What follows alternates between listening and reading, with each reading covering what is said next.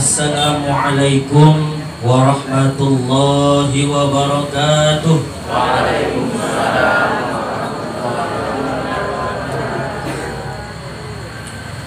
Bismillahirrahmanirrahim. Alhamdulillahi rabbil alamin. Wassalatu wassalamu ala asrafil anbiya wal mursalin Sayyidina Muhammadin wa ala alihi wa ashabihi ajma'in. Subhanaka la ilma lana illa ma 'allamtana innaka antal alimul hakim. Rabbi shrah li sadri wa yassir li amri wahlul 'uqdatam min lisani yafqahu qawli. Faqala Allah ta'ala fi kitabihil karim. A'udzu billahi minasy syaithanir rajim. Wa idh ta'adzana rabbukum la in syakartum la azidannakum wa la in kafartum inna 'adzabi lasyadid. Shadaqallahul 'azim. Shadaqallahur rasulun nabiyyil karim. Wa nahnu 'ala dzalika minasy syahidin wat tahirin walhamdulillahi rabbil alamin. Alhamdulillahi rabbil alamin. Kita bersyukur kepada Allah Subhanahu wa taala atas segala limpahan rahmat, karunia dan nikmat yang Allah berikan kepada kita.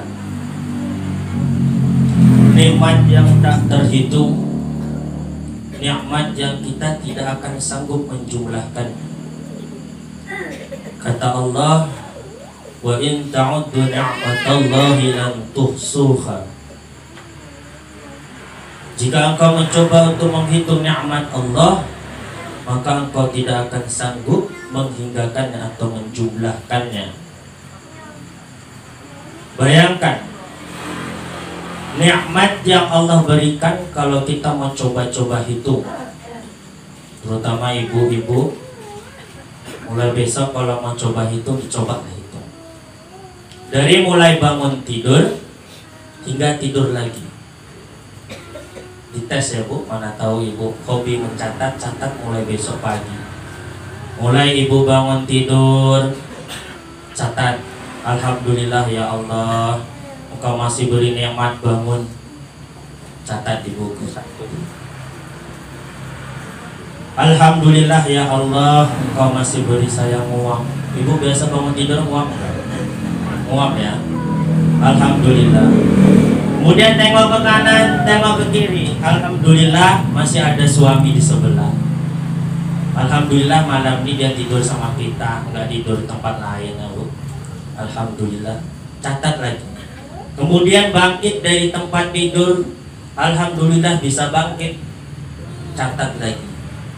Kemudian bisa berjalan ke arah kamar mandi. Itu catat lagi. Alhamdulillah. Kemudian tangan kita bisa bergerak membuka pintu kamar mandi, ucapkan alhamdulillah. Catat lagi. Kemudian maaf cakap, ibu bisa buka celana, alhamdulillah. Banyak orang nggak bisa buka celana karena lumpuh tangan. Hal seperti itu terkadang kita lupa untuk mensyukuri. Coba ibu catat dari bangun tidur sampai tidur kembali, udah berapa ribu satu hari itu nikmat yang Allah berikan kepada kita. Alhamdulillah, kita syukuri dengan ucapan alhamdulillah, dan kita syukuri dengan perbuatan. Apa contoh perbuatan orang bersyukur? Taat kepada Allah Subhanahu wa ta'ala. Lakukan perintah Allah dan Rasul. Itu tanda orang yang bersyukur dengan perbuatan. Kemudian syukur dengan hati, mengakui bahwa diri kita lemah, diri kita la haula wala quwata illa billah. Tidak ada daya, tidak ada upaya tanpa pertolongan dari Allah Subhanahu wa ta'ala. Jadi hilang rasa sombong dalam diri kalau kita selalu mengucapkan la haula wala quwata illa billah. Karena yang berbuat sejatinya pada hakikatnya adalah Allah Subhanahu wa ta'ala. Allahumma sholli ala sayyidina Muhammad. Kita ucapkan salawat kepada baginda Nabi Muhammad sallallahu alaihi wasallam. Man shalla alayya wahidah sallallahu alaihi wasallam. Barang siapa yang bersolawat kepada baginda Nabi Muhammad sallallahu alaihi wasallam 1 kali, maka Allah akan bersolawat kepadanya 10 kali. 10 selawat Allah artinya rahmat Allah kepada kita. Rahmat Allah bisa saja Allah kasih di dunia, bisa saja Allah kasih nanti di akhirat. Dalam sebuah riwayat, ada seorang pemuda di yaumil mizan, di hari timbangan, di mana amalnya semua ditimbang oleh Allah. Ketika ditimbang, maka amal buruknya lebih berat daripada amal baiknya. Ketika ditimbang, tahu kita timbangan kan Bu? Amal buruk lebih berat daripada amal baik. Nyata, jelas, nampak dia adalah seorang ahli neraka. Ketika hendak dimasukkan ke dalam neraka, maka ada seorang pemuda yang datang, tampan, wajahnya berseri, tampan, dan membawa secarik kertas, selembar kertas. Selembar kertas tadi kemudian diletakkannya di atas timbangan tadi, tapi di sebelah amalan baiknya. Ketika diletakkan di amalan baiknya, maka berubahlah amal baiknya lebih berat daripada amal buruknya. Ketika itu pemuda tadi pun langsung dinyatakan Allah masuk ke dalam surga, karena amal baiknya lebih berat daripada amal buruk. Pemuda tadi bertanya, wahai Tuhan, siapakah engkau gerangan yang datang membawa secarik kertas dan merubah amal perbuatan baikku menjadi lebih berat daripada amal burukku? Beliau berkata, akulah Rasulullah sallallahu alaihi wasallam. Kenapa engkau menolakku? Karena engkau selama hidup di dunia pernah 1 kali bersolawat kepadaku, kata Rasul. 1 kali seumur hidup. Bayangkan, 1 kali orang tadi bersolawat kepada Nabi Muhammad SAW, Rasul datang untuk menolongnya. Bayangkan kita yang setiap mau pengajian baca selawat Muhammad, ya qasidah Muhammadiyah, pasti Rasul ingat dan melihat kita, dan kelak di yaumil hisab, di yaumil mahsyar, kita akan mendapat syafaat beliau. Amin ya Allah ya Rabbal alamin. Yang saya muliakan, saya hormati para ustadz, asatiz di tempat ini, saya mohon maaf, beribu maaf. Bukan maksud untuk menggurui, bukan maksud untuk mengajari, tapi hanya menyampaikan apa yang pernah saya dapatkan. Karena saya masih fakir ilmu, saya pun masih belajar kesana kemari juga, termasuk sama Ustadz Ferry Sabtadi Putra, Ustadz Sumitra Nurjaya, dan guru-guru saya lainnya. Mohon maaf jikalau nanti ada kekeliruan. Perlu perkenalan Bu? Hah? Perlu? Tak usah lah ya. Mic-nya memang kurang kuat. Suara saya agak perkenalkan Bu, saya nggak jauh, saya dari Perbongan. Saya muridnya Ustadz Ferry Sabtadi Putra dari Perbongan, tepatnya di daerah Pantai Kelang. Itu kenapa Pantai Kelang? Pantai romantis. Nah, daerah sana deh itu. Daerah sana agak jauh sana.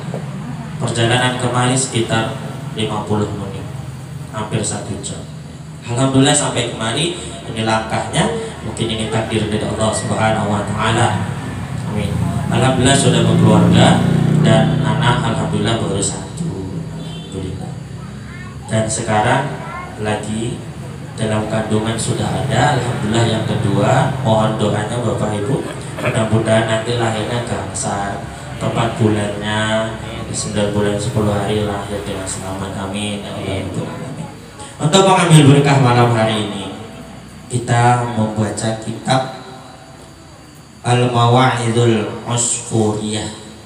Ini kitab ini juga dibaca di pengajian Ustadz Sumitra Nurjaya di Melati, di pesantren Ar-Raudhah, Majelis Ta'lim Ar-Raudhah, pesantren Azharul Munirah. Baik Bapak Ibu yang dirahmati Allah Subhanahu wa taala, untuk mendapatkan berkah mari kita kirimkan Al-Fatihah kepada pengarang kitab, yaitu Syekh ila hadratin Nabi Mustafa Muhammad Rasulullah sallallahu alaihi wasallam wa ala alihi wa ashabihi wa dzurriyyatihi wa qarabatihi wa ahli baitihi ajma'in wa sallallahu ala Syekh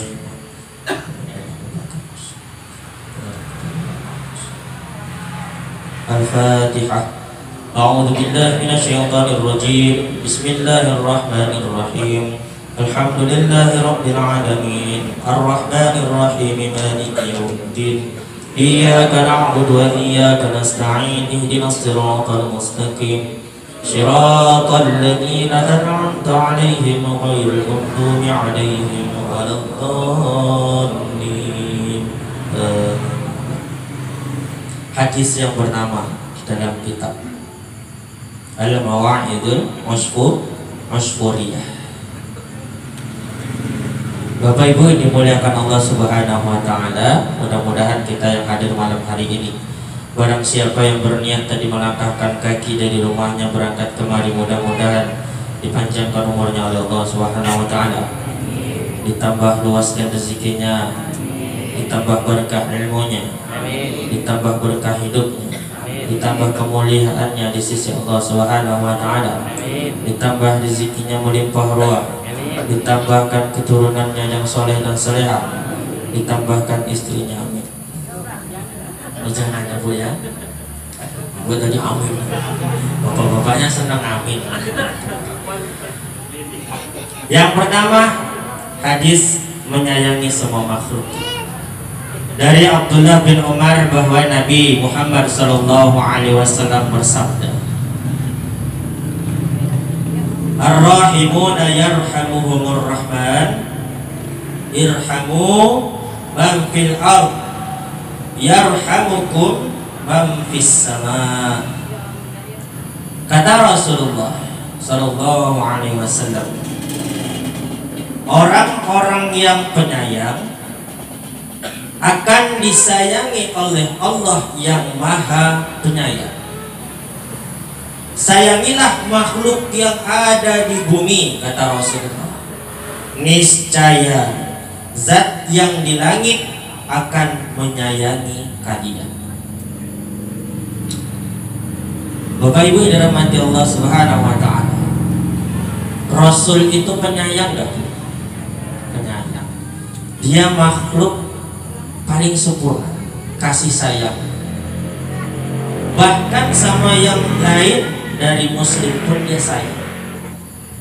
Sering kita mendengar kisah bahwa ada seorang yang buta, orang Yahudi yang ada di pasar, dan setiap kali Rasulullah sering setiap pagi memberinya makan dengan disuapkan, bahkan dikunyahkan oleh Rasulullah SAW. Ketika dikunyahkan, disuapkan kepada beliau sering setiap hari. Tetapi orang Yahudi tadi malah memaki. Hei kau, engkau yang sering memberikan aku makan, engkau tahu tak Muhammad? Kenapa? Dia adalah orang penipu. Dia bilang maki-maki Nabi Muhammad SAW. Dibilang Nabi Muhammad SAW penipu, Nabi Muhammad tukang sihir, bahkan dia mengaku-ngaku Rasul. Namun Rasulullah tak pernah marah sampai beliau wafat. Orang buta tadi kecarian. Akhirnya Abu Bakar As-Siddiq bertanya kepada anaknya, wahai anakku, adakah yang belum pernah aku lakukan apa yang Rasul lakukan ketika hidup? Ada, memberi makan kepada orang buta di pinggir pasar sana. Dilakukanlah sama Abu Bakar As-Siddiq. Apa kata orang buta tadi? Kau bukan orang yang biasa memberiku aku makan. Memang benar kata Abu Bakar As-Siddiq. Singkat cerita, beliau sudah wafat. Akhirnya Menangislah orang buta tadi tersungkur malu karena dikatakan Abu Bakar dialah Rasulullah Nabi Muhammad SAW. Artinya apa? Dengan akhlak kasih sayang Rasulullah, bahkan orang Yahudi pun bisa masuk Islam karena akhlak. Kita harus mencontoh beliau. Kata Rasulullah, sayangilah makhluk yang ada di bumi, niscaya zat yang di langit akan menyayangi kalian. Siapa makhluk yang ada di bumi? Yang kita nampak saja, yang zahir ya, jangan yang goib. Jangan yang goib ibu bapak ibu sayangi. Contohnya tuyul, sayang pak, sayangi tuyul aja kerja. Yang zahir nampak siapa? Makhluk kita manusia, tumbuhan, hewan. Sayang. Karena di dalam kitab ini disisahkan hikayat pertama, yaitu suatu hari Umar bin Khattab berjalan di kota Madinah. Ia melihat ada seekor burung pipit. Burung pipit tahu kan bu? Kecil. Dimainkan oleh anak kecil dengan tangannya. Dimain-mainkan burung pipit itu. Kemudian Umar kasihan melihat burung itu. Ia membelinya, kemudian menerbangkannya ke angkasa. Kasihan yang burung tadi dimainnya anak-anak. Akhirnya Umar membeli dan melepaskannya ke angkasa. Ketika Umar wafat, beberapa ulama mimpi bertemu Umar bin Khattab radhiyallahu anhu. Mereka menanyakan keadaannya. Wahai Umar, apa yang telah dilakukan oleh Allah Ta'ala kepadamu? Tanya mereka. Kata Umar, Allah mengampuni dan melewatkan dosa-dosaku. Jawab, diampuni dosamu. Karena apa? Mereka bertanya, karena apa? Apakah karena dermawanmu? Apakah karena keadilanmu? Apakah karena zuhudmu? Tahu Bapak Ibu zuhud kan? Zuhud tidak cinta dunia. Artinya dia lebih cinta kepada akhirat, lebih mementingkan kepada akhirat. Memang Umar bin Khattab orang yang sangat dermawan pada masa itu, dan beliau adalah pemimpin yang sangat adil. Tapi rupanya bukan karena itu. Umar menjawab, ketika kalian menguburkan aku, menutupi dengan tanah dan meninggalkan aku seorang diri, maka dua malaikat yang menakutkan mendatangiku. Aku sampai kehilangan akal, kata Umar. Saking takutnya, seram rupanya malaikat. Kalau ibu nggak percaya, coba tes. Tes masuk kuburan malam ini, tes tengok jumpai malaikat tersenyum atau marah ketika melihat kita. Ternyata seram. Umar bin Khattab saja sampai hilang akalnya karena saking seram. Kemudian sendiku terguncang karena ketakutan, bergetar Umar bin Khattab. Mereka lalu mengambilku dan mendudukkan aku, kata Umar, berniat menanyai aku. Tiba-tiba terdengar suara keras, tinggalkan hambaku. Suara keras tadi muncul, tinggalkan hambaku, jangan tanyai dia, jangan menakut-nakuti, aku menyayangi dia, kata suara tadi. Sebab apa? Semuanya dosa dia telah kuampuni, karena ketika di dunia ia telah menyayangi seekor burung pipit. Masya Allah. Karena menyayangi seekor burung pipit, maka aku menyayangi dia, dan dia adalah sebagai balasannya mendapatkan ampunan dari Allah Subhanahu wa ta'ala. Masya Allah. Ini hikayat pertama. Kasih sayangnya padahal hanya kepada hewan, makhluk Allah juga, burung pipit. Kira-kira kita sepele nggak sama hal itu? Sepele kan? Makanya dalam hadis lain ada dikatakan, Jangan pernah menyepelekan amalan-amalan yang kecil. Dalam hadis lain dikatakan dari Abu Hurairah, Rasulullah SAW bersabda, "Bainama rajulun yamshi bi tariqin wajada husnan syauq ala tariqin fa akhara fa syakarallahu lahu fa ghafarallahu." Kata Rasulullah, saat seorang pria sedang berjalan, tiba-tiba ia mendapati sebuah dahan berduri. Tahu dahan berduri itu? Kayu atau ranting yang ada duri yang menghalangi jalan, kemudian ia menyingkirkannya. Maka Allah bersyukur kepadanya dan mengampuni dosa-dosanya. Hadis riwayat Bukhari. Sepele nggak tuh? Ranting yang berduri ada di pinggir jalan biasa, kita yang sering habis motong-motong sembarang buang pinggir jalan, bahkan atau di tengah jalan. Seseorang yang mengambil itu dengan niat menyingkirkan supaya tidak terkena orang lain, maka Allah mengampuni dosa-dosa. Sepele kan? Maka jangan pernah menyepelekan amal yang kita anggap sepele, padahal dia bisa lebih besar daripada amalan yang kita anggap besar.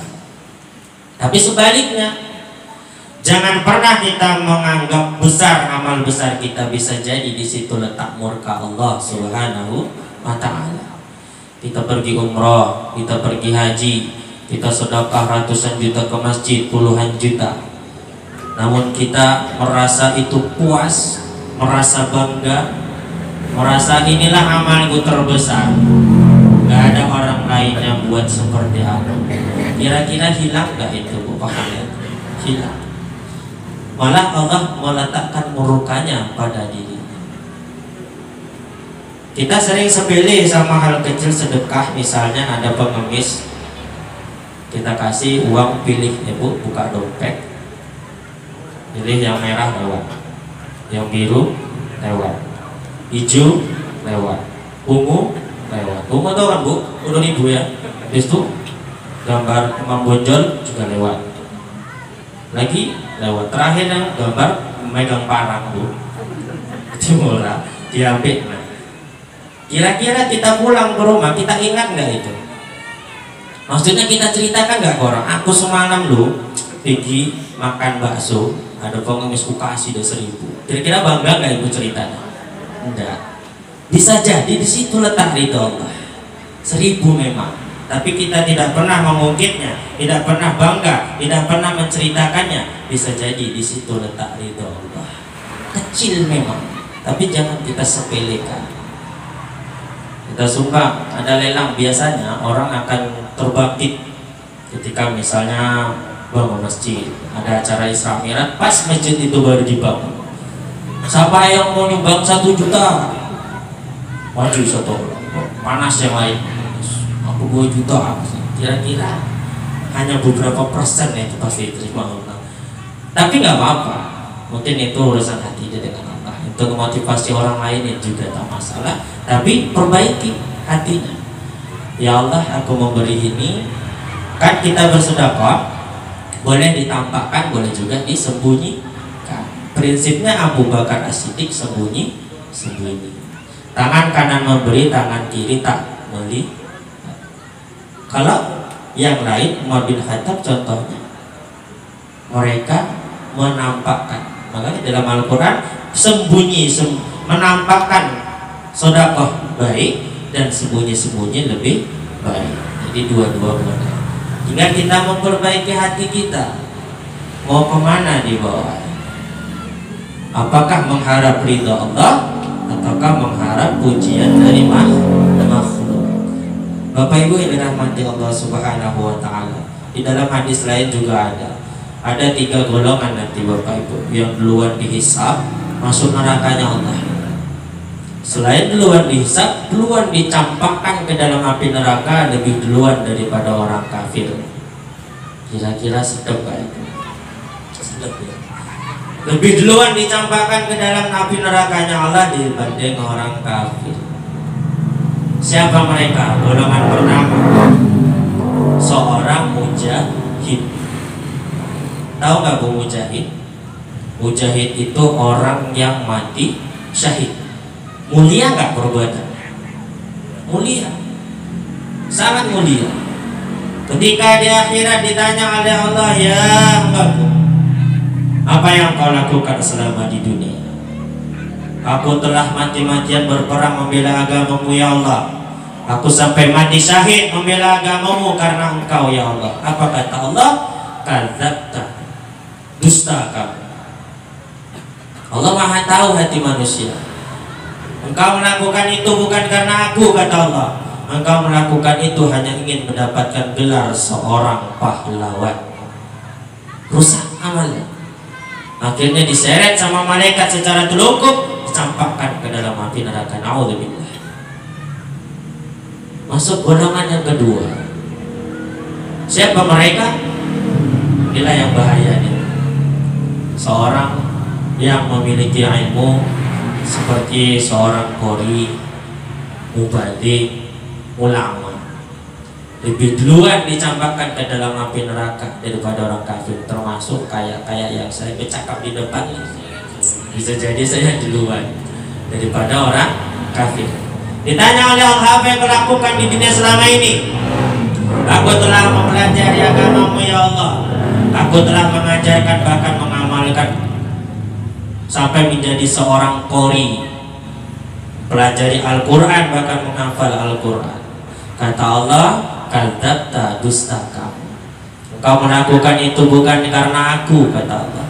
Engkau melakukan itu hanya ingin mendapatkan gelar seorang qori, seorang ustaz, seorang mubalik. Makanya bahaya nih saya menyampaikan rupanya duluan masuk neraka. Ini bahaya. Yang ketiga, golongan orang yang dermawan. Semua harta disumbangkannya. Setiap ada orang minta dikasih. Setiap ada masjid, pesantren, kemudian semua dikasih. Ditanya di dunia apa yang kau lakukan? Tanya oleh Allah, apa yang kau lakukan di dunia? Aku telah menyumbangkan semua hartaku untuk jalanmu ya Allah, karena engkau. Apa kata Allah? Kadzabta, dusta kamu. Engkau melakukan itu hanya ingin mendapatkan gelar seorang yang dermawan. Engkau telah mendapatkannya di dunia, maka inilah yang kau dapatkan. Apa balasan Allah? Campakkan ke dalam api neraka. Naudzubillah. Kira-kira buat perbuatan mereka mulia nggak? Mulia. Nanti syahid, ulama, mubalik, qori. Yang terakhir orang yang dermawan. Mulia kan ini, Bu. Tapi rupanya duluan masuk neraka. Salahnya di mana? Salahnya hanya satu. Hatinya masih menghadap kepada makhluk Allah, hatinya belum menghadap kepada Allah. Zahirnya, badannya, perbuatannya nampaknya iya kepada Allah, tapi hatinya ternyata tidak. Hatinya masih mengharap kepada makhluk, kepada manusia, berharap dipuji, berharap dibalas budi, berharap dikagumi, berharap disenangi, berharap disanjung-sanjung. Wah, hebat kali kau, memang kaulah paling dermawan di kampung ini. Ya, senang hati. Ternyata itu tidak selamat di akhirat. Naudzubillah. Bapak Ibu yang dirahmati Allah Subhanahu wa taala. Maka kita sebagai manusia carilah ridha Allah. Saya juga masih belajar. Cara cari ridha Allah itu memang mudah tapi sulit. Kenapa mudah tapi sulit? Mudah melakukannya tetapi sulit menghilangkan pengaruh dari setan. Itu sulit. Setan itu selalu menggodok hati kita. Ibu aja lah contoh, kira-kira kalau pergi undangan baju baru dipuji sama orang, wah yuk cantik kali baju, kira-kira perasaannya ibu cuman melayang kan Bu? Perasaannya ya Allah, tersanjungnya aku, padahal bajunya pun masih angsuran kan, masih angsur. Alhamdulillah. Tapi hati itu ya Allah, setan tuh gak akan tinggal diam, digoda terus, digodok terus. Tuh luar biasa kau kan, keren baju kau kan, kata setan. Mana ada di kampung yang baju kayak kau.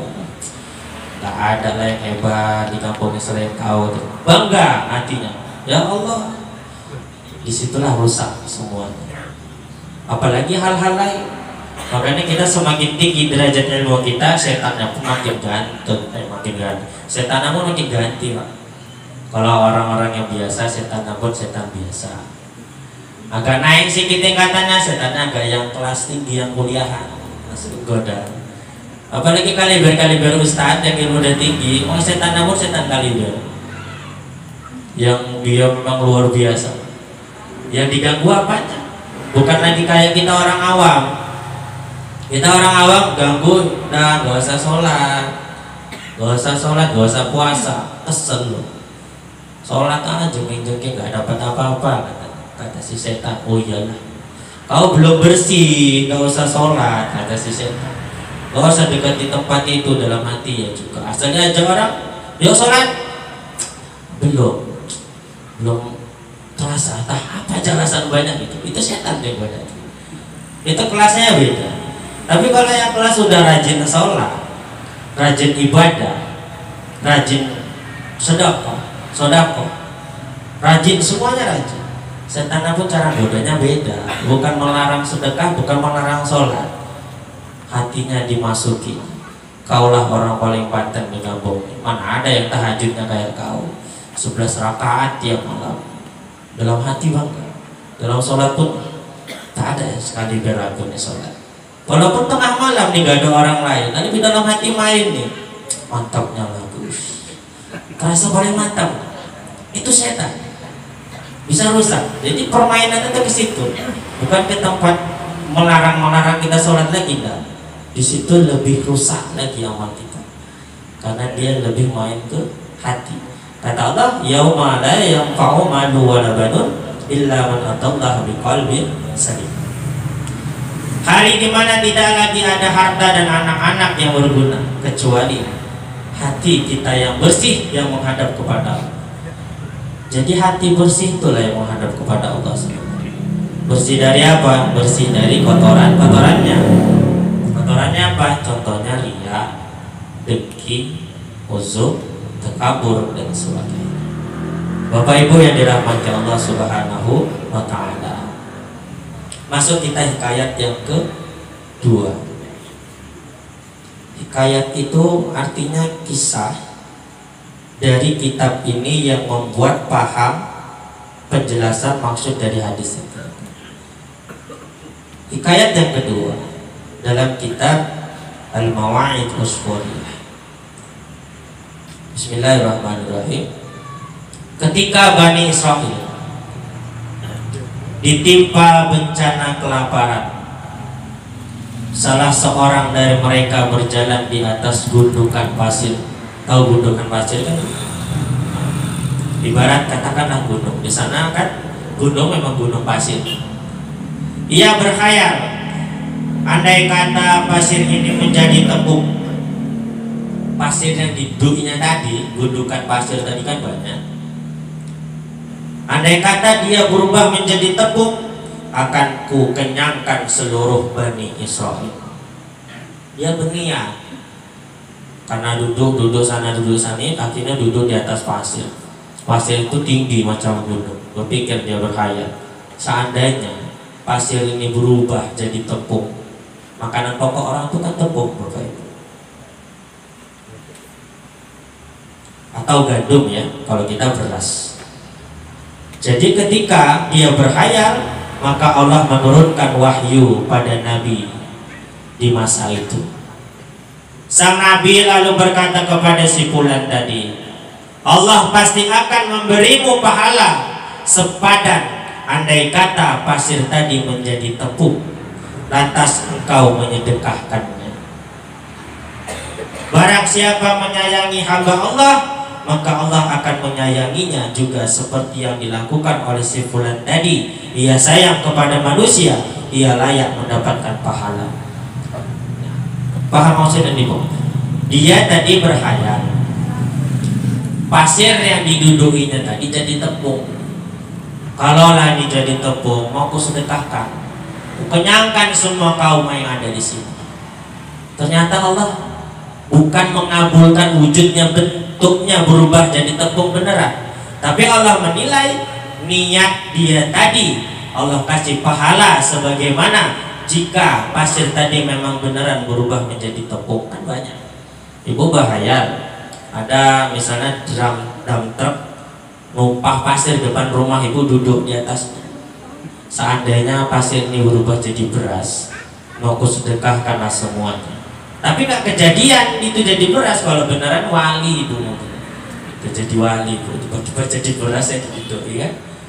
Karena itu udah kejadian, tapi niat ibu tadi mau menyedekahkan beras yang sebanyak gundukan pasir tadi, itulah dicatat oleh Allah. Allah kasih pahalanya ke ibu.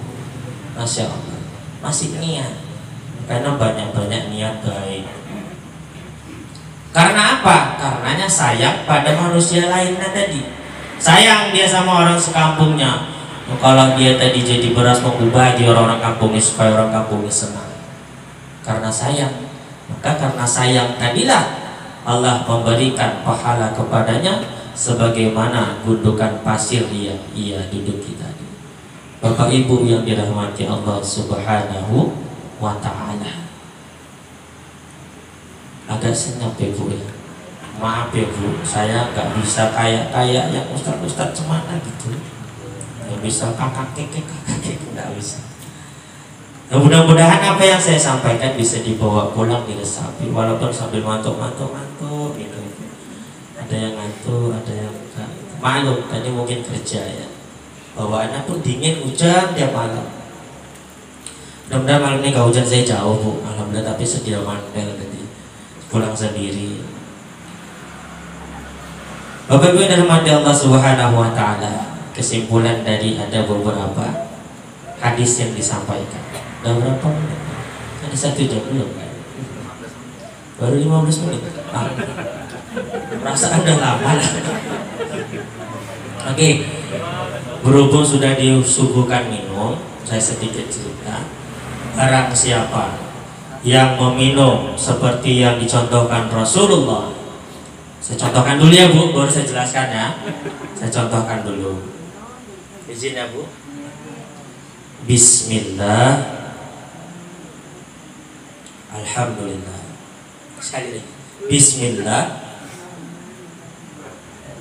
alhamdulillah. Bismillah, alhamdulillah. Memang 3 kali Bu sunahnya. Tegukan pertama sebelumnya mengucapkan bismillah, setelah selesai alhamdulillah. Begitu juga sampai 3 kali.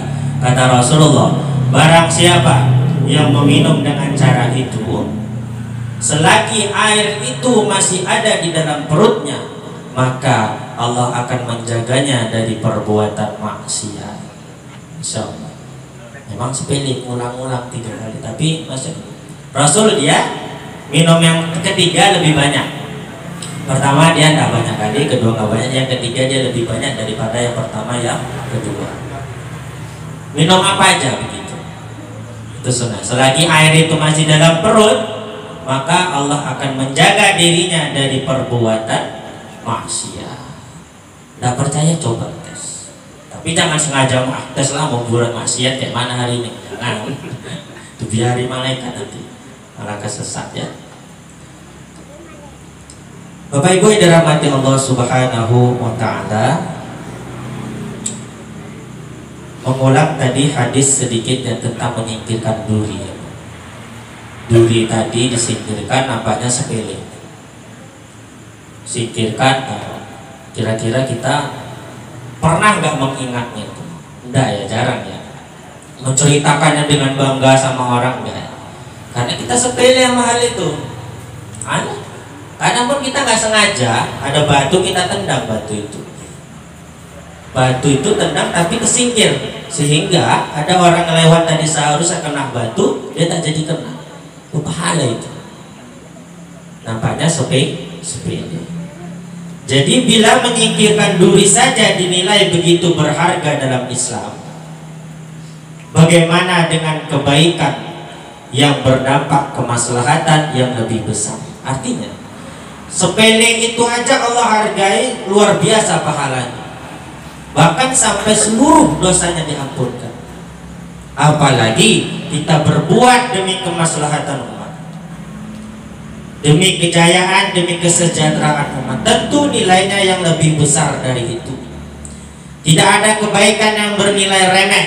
Sebenarnya kebaikan itu gak ada yang remeh, hanya saja yang ada manusia yang meremehkannya. Artinya gini, perbuatan-perbuatan yang tadi kecil tadi yang kita anggap remeh, sebenarnya itu gak remeh, hanya saja kita sebagai manusia yang meremehkan. Maka dalam berbuat, hati kita tuh hadir. Ketika nyapu di rumah ibu, hati hadir. Ya Allah, aku nyapu niat membersihkan rumah ini karena Engkau, demi kebersihan rumah ini dan demi senang seorang suami. Apapun, masak begitu juga. Ibu baca salawat kalau masak. Salatullah salamullah, ya Bu. Jangan lagu-lagu yang lain. Lagunya sakitnya tuh di sini. Karena merasa terluka pada sakit, ada sakit betul. Terakhir masakannya pasti gak enak. Jangan seperti itu. Salawat terus salawat. Seharusnya kurang garam Allah cukupkan jadi rasanya nikmat di lidah suami. Semua jadi nikmat karena selawat. Makanya di akhir zaman ini, akhir zaman, amalan yang terbaik, amalan yang paling selamat adalah membaca selawat kepada Nabi Muhammad sallallahu alaihi wasallam.